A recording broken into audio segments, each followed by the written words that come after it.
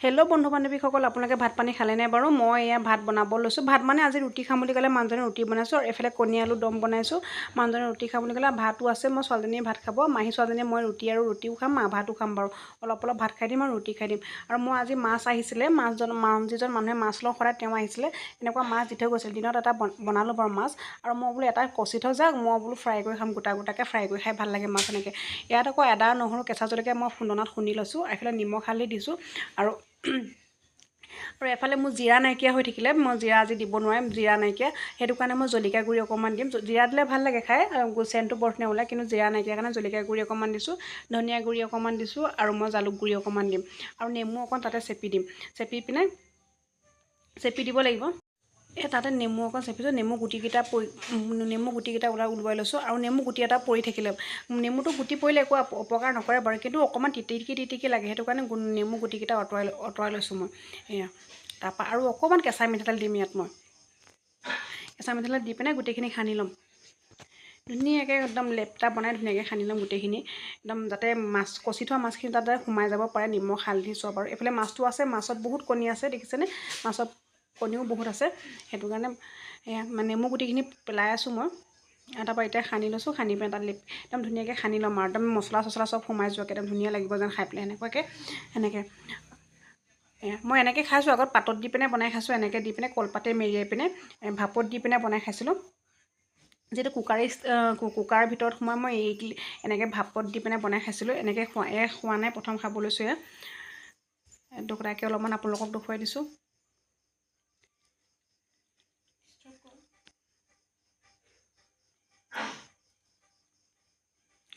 মাছৰ ভিতৰতো সোমোৱাই দিছোঁ, যিহেতু কণীখিনি আছে, কণীখিনি খাবলৈ ভালো হ'ব পাৰে, সেইটো কাৰণে এনেকৈ ভৰাই দিছোঁ। চবতে মছলা সোমালে ভাল লাগিব নহয় জানো? আৰু সানি মেলি অলপ দেৰি থৈ দিব লাগে। পিছে মই সানি মেলি অকণো থোৱা নাই, লগালগ কেৰাহীখন পাতি থৈছিলোঁ, কেৰাহীখন তেল দি থৈছোঁ, গৰম হৈ আছিলে, সেইকাৰণে মই লগালগ কেৰাহীত দি দিছোঁ। কেৰাহীত দি দিছোঁ এনেকৈ, আৰু তাত যিখিনি লাগি আছিলে কাঁহীখন, সেইখিনি মই মাছটোৰ ওপৰত দি দিছোঁ এনেকৈ, যাতে মছলাখিনি আৰু একদম ধুনীয়াকৈ সোমাই যাওক, আৰু একদম খাই মজা লাগিব আৰু তেতিয়া সেনেকৈ।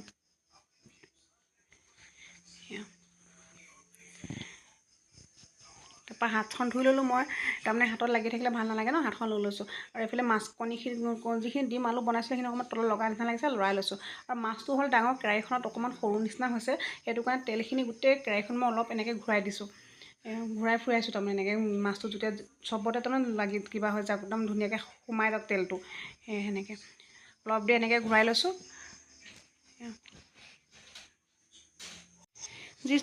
যিটো মাছটো হৈছে, এটা পিঠি হৈ গ'ল, আৰু এটা পিঠি মই এনেকৈ উল্টাই দিছোঁ। আৰু এইফালে আকৌ মই পিঁয়াজ কাটি দিলোঁ, চাটনিত কিবা ৰুটি চুটি হ'লে মানে পিঁয়াজ খাই ভাল লাগে নহয় জানো? মই আকৌ কেঁচা পিঁয়াজ এনেকৈ খাব নোৱাৰোঁ, কিয়নো আৰু মই চাটনি বনালে ভাল লাগে। আৰু চাটনি বনাবলৈ কি কৰিলোঁ, মই ফ্ৰিজত আইচ আছিলে, আইচত এনেকৈ পিঁয়াজটো গোল গোলকৈ কাটি আইচত অলপমান তিয়াই থ'লোঁ, তেতিয়া ধুনীয়াকৈ এটা পাৰ্ট ধুনীয়াকৈ এৰি যায় পিঁয়াজটো। আৰু ফ্ৰিজত সোমাই আছিলে দৈ অকণমান ল'লোঁ, তাত জলকীয়া গুড়ি অকণমান দিলোঁ, জিৰা গুড়ি নাই যিহেতু আজি, আৰু সেইটো কাৰণে নিমখ অকণমান দিলোঁ। তাৰপৰা গোটেইখিনি ধুনীয়াকৈ মই ফিটি ল'লোঁ। পিটি পিনে এতিয়া কি কৰিম গম পায়নে? তাত পিঁয়াজখিনি দি দিম। এনেকৈ কৰি খাই চাবচোন, বহুত ধুনীয়া লাগে খাবলৈ। আৰু মই এনেকৈ খাইছোঁ, কেঁচা জলকীয়া আৰু আদা নহৰু এনেকৈ পিচি পিনে পিঁয়াজৰ লগত, পিঁয়াজটো এনেকৈ একেটা পদ্ধতিয়ে, খালি কেঁচা জলকীয়া আদা নহৰু এনেকৈ চাটনি এনেকৈ মিক্সাৰত পিচি পিনে এনেকৈ লেপিয়াই খাব, তেতিয়ানো ভাল লাগে। আৰু আকৌ ধনিয়া আৰু জিৰা নিমখ সেনেকৈ দিও এনেকৈ সানি খাই ভাল লাগে। কেইবাটাও পদ্ধতিতে এনেকৈ খাব পাৰে, যেনেকৈ আপোনাৰ মন যায় তেনেকৈ। মোৰ আকৌ আজি দৈ দি সানি খাবলৈ মন গ'ল, সেইটো কাৰণে মই এনেকৈ কৰি খাইছোঁ। বহুত ধুনীয়া লাগে খাই পিনে, আপোনালোকে ঘৰত ট্ৰাই কৰি চাব, একদম হোটেলত খোৱা নিচিনা লাগে, একদম বহুত টেষ্টি লাগে। মই আকৌ এনেকৈ প্ৰায় বনাই খাই থাকোঁ দেই। কিন্তু এবাৰ শিল্পীক মই এনেকৈ বনাইছোঁ, শিল্পীয়ে কৈছে মোক ক'ত শিকিলে? মই বোলো নাই, মই নিজে মগজেৰে বনাইছোঁ। আৰু কি শিকিব লাগে নি? সেইটো চকুৰে দেখা বস্তু নিজে ব্ৰেইনত যিটো আহে সেইটো কৰি দিলেই হৈ যায় বোলো। এনেকৈ সানি যোৱা চামুচে সানিলে মোক কি নিমখটো নোসোমাই নিচিনা লাগে, ভাল নালাগে, মিল খাই নোযোৱা নিচিনা লাগে। সেইকাৰণে মই হাতেদি সানি লৈছোঁ, এনেকৈ সানি লৈছোঁ। দেখিব ধুনীয়া হৈছে, খাবলৈও ধুনীয়া হয়, বহুত ধুনীয়া হয়। আপোনালোকে খাই চাব, ট্ৰাই কৰি চাব, মোক কমেণ্টত জনাব, তেতিয়া ক'ব আপোনালোকে খাবলৈ ভাল নে বেয়া হৈছে। বুজিছেনে? ধুনীয়াকৈ সানি লৈছোঁ। আৰু এইফালে আকৌ ধুনীয়াকৈ সানি ল'লোঁ, ধুনীয়াকৈ মানে অলপ দেৰি সানি লৈছোঁ দেই, একদম চবফালে মছলাখিনি সোমাই যোৱাকৈ। দেখিছেনে? ধুনীয়াকৈ সানি মেলি লৈছোঁ, একদম মজা আছে। সেয়া হৈ গ'ল, খাবলৈ বৰ ধুনীয়া হৈছে। টেষ্ট বনাই মেলি হৈ গ'ল, খাব লৈছোঁ।